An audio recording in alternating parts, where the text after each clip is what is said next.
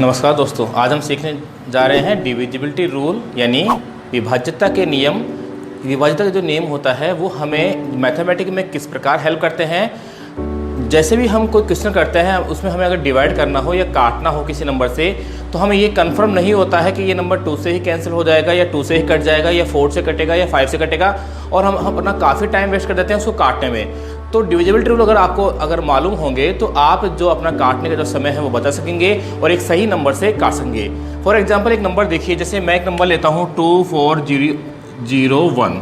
अब मुझे इसको कैंसिल आउट करना है, तो ये किस नंबर से डिवाइड होगा। तो देखिए, मैं सपोज करूँ मैं इसको 2 से डिवाइड करता हूँ, फिर अगर 2 से नहीं होगा तो मैं इसी नंबर को फिर 3 से करके देखूंगा, अगर 3 से नहीं होगा तो फिर मैं 4 से करूँगा, 5 से करूँगा। इस प्रकार जो मेरा जो टाइमिंग है वो बहुत ज़्यादा एक्सपेंड हो जाएगा और एग्जाम में इतना टाइम आपको मिलता नहीं है। इसलिए कम से कम टाइम में अगर आपको क्वेश्चन को अगर काटना हो किसी नंबर से, तो आपको ये पता लग जाता है कि डिविजिबिलिटी रूल से कि ये नंबर इस नंबर से कटेगा या नहीं कटेगा। तो आइए इसको सीखते हैं।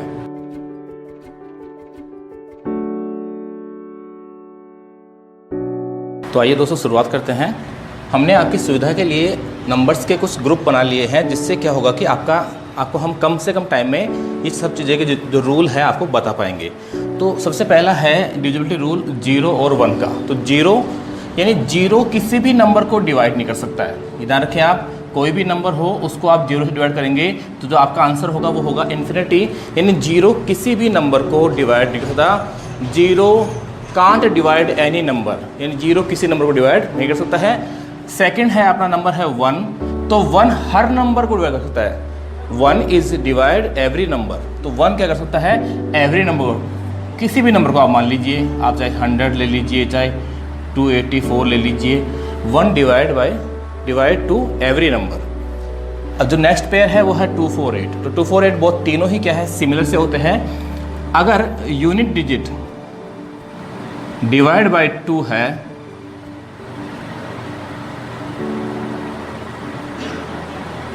तो कंप्लीट नंबर भी क्या होगा, 2 से डिवाइड होगा। 4 स्टार्टिंग 2 डिजिट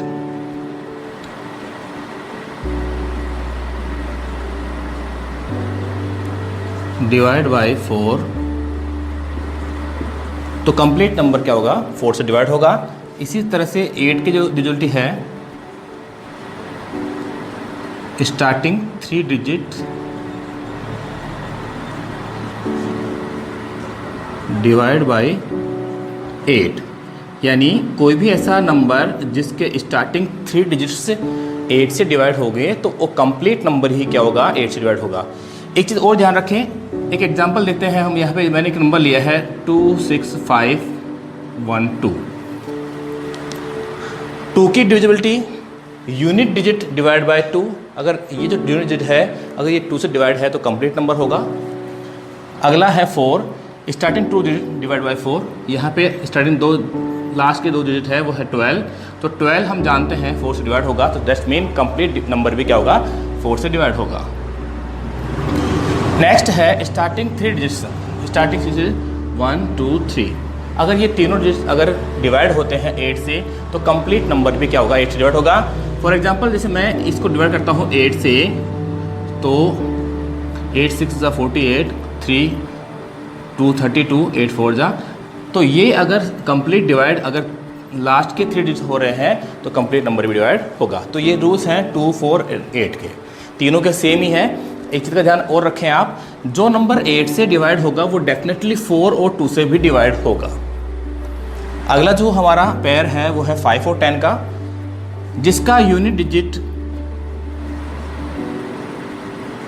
0 एंड 5, यानी जिसका यूनिट डिजिट 0 हो या 5 हो वो डेफिनेटली क्या होगा, वो 5 से डिवाइड हो जाएगा।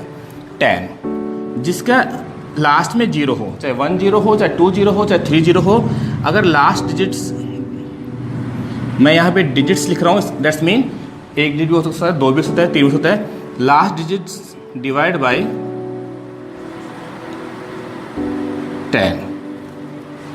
अगर last digit have a zeros,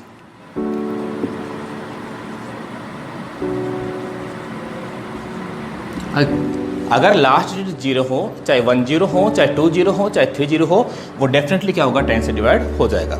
next है अपना पेयर है 3 और 9 का, दोनों का रूल सेम है, 3 का भी और 9 का भी। तो क्या करना है, अगर डिजिबिलिटी आपको फाइंड करनी है 3 की, तो सम ऑफ डिजिट्स करें आप एंड डिवाइड बाय 3 करें। अगर 3 की डिजिबिलिटी फाइंड करनी है तो 3 का करें, और अगर 9 की करनी है तो यहाँ पे आप इसको आप सम ऑफ डिजिट्स को जो सम आए उसको आप 9 से डिवाइड कर दीजिए। तो इस तरह से आप 3 और 9 की डिविजिबिलिटी भी चेक कर सकते हैं। इसके बाद में कुछ और बड़े नंबर्स की डिविजिबिलिटी सीखते हैं। जैसे मान लीजिए 11 की डिविजिबिलिटी फाइंड करनी है हमें कि कौन सा नंबर 11 से डिवाइड हो सकता है। तो देखिए फॉर एग्जांपल मैं एक नंबर लेता हूँ, मैंने एक नंबर लिया 62546। अब मुझे ये पता करना है कि क्या ये नंबर 11 से डिवाइड हो सकता है। तो क्या करूँगा मैं, इसमें क्या होगा, स्टार्टिंग जो नंबर है उसको पॉजिटिव कर लूँगा मैं, फिर नेगेटिव, फिर पॉजिटिव, फिर नेगेटिव, फिर पॉजिटिव। ये ट्रिक आपको हर नंबर में करनी है। पहला नंबर आपको पॉजिटिव करना है, फिर सेकंड नेगेटिव, फिर पॉजिटिव। ऐसा कोई ज़रूरी नहीं है। अगर मान लीजिए आपके पास 3 डिजिट्स हो, मान लो 1 to 1, मान लीजिए आपके पास 3 डिजिट्स हो, तो पहला पॉजिटिव, फिर नेगेटिव, फिर पॉजिटिव। अगर इनका जो सम है वो 11 से डिवाइड होता है तो डेफिनेटली ये जो कंप्लीट नंबर है वो भी क्या होगा, 11 से डिवाइड होगा। तो देखिए कैसे, ये पॉजिटिव है 6, 5 11 और 6 17, यानी पॉजिटिव 17 हो गया। माइनस का 2 और माइनस का 4 होता है माइनस का 6। इन दोनों का जो सम होगा वो होगा 11। हम जानते हैं जो 11 है वो 11 से डिवाइड होता है कम्प्लीटली 1 टाइम। तो डेट्स मीन ये जो नंबर है हमारा नंबर है 62546, ये नंबर भी क्या होगा, कंप्लीट 11 से डिवाइड होगा। इसके बाद में डिविजिबिलिटी ऑफ 12। यहाँ 12 के लिए डिविजिबिलिटी वही फॉलो होगी जो 2 और 6 के लिए होती है, यानी 2 और 6 की डिविजिबिलिटी ही आपको क्या करनी है, 12 में यूज़ करनी है। जो नंबर 2 और 6 से डिवाइड होगा वो नंबर डेफिनेटली 12 से भी डिवाइड होगा। अगला जो नंबर है 7 और 13, इन दोनों की जो डिविजिबिलिटी है वो सेम ही होती है। हमने इसका पेयर बना लिया है, बाकी सभी नंबर हमने अलग अलग लिखे हैं। तो देखो 7 की डिविजिबिलिटी क्या होती है, जैसे मान लीजिए कोई भी एक एग्जांपल हम लेते हैं। मान लीजिए मैंने एक एग्जांपल लिया 1057। अब मुझे फाइंड करनी है इस नंबर की डिविजिबिलिटी कि 7 से डिवाइड है या नहीं है। तो क्या करूँगा मैं, इसके यूनिट डिजिट को क्या करूँगा मैं, 2 से मल्टीप्लाई करूँगा। तो हम ये जानते हैं 7 2 जा कितना होता है 14। आपको क्या करना है, इस नंबर में जो रिमेनिंग नंबर रहेगा उस नंबर में क्या करना है, आपको 14 माइनस करना है। तो 5 में 4 होगा 1 और यहाँ बचेगा 9। अब आपको क्या करना है, ये जो रिमेनिंग नंबर है इसमें आप 7 का डिवाइड करके देख लीजिए। तो आप जानते हैं 7 का डिवाइडेंगे 91 में तो 13 टाइम जाता है कम्प्लीटली। दैट्स मीन 7 का डिवाइड इस जी नंबर में पूरा जाएगा 1057 में भी।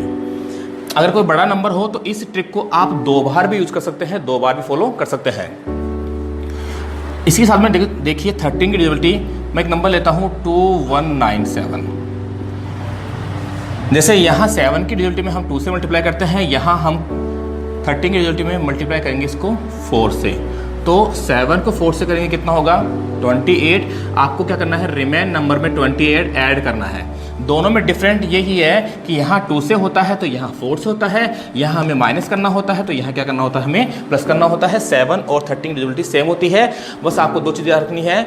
यहाँ 7 की डिविजिबिलिटी में 2 से मल्टीप्लाई करते हैं, यहाँ 4 से करते हैं, यहाँ माइनस करते हैं और यहाँ क्या करते हैं, प्लस करते हैं।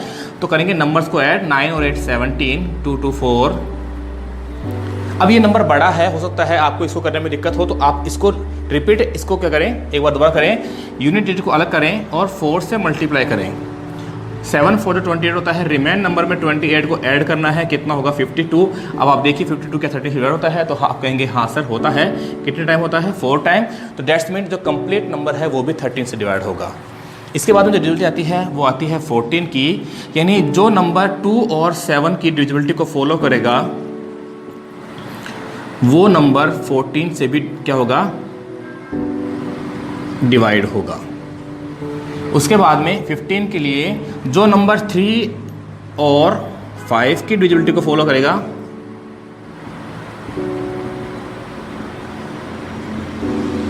वो डेफिनेटली क्या होगा, 15 से भी डिवाइड होगा। और हाँ दोस्तों, अगर आपको वीडियो अच्छी लगी हो तो लाइक करें, अपने दोस्तों के साथ इसको शेयर करें और कमेंट बॉक्स में हमें लिख के बताएं कि आपको ये जो डिविजिबिलिटी रूल हमने आपको बताए हैं वो कैसे लगे। अगर आप हमारे चैनल पर नए हैं तो हमारे चैनल को सब्सक्राइब करें और बेल आइकन को प्रेस कर लें, जिससे आपको क्या होगा, नोटिफिकेशन मिलता रहेगा। Thank you.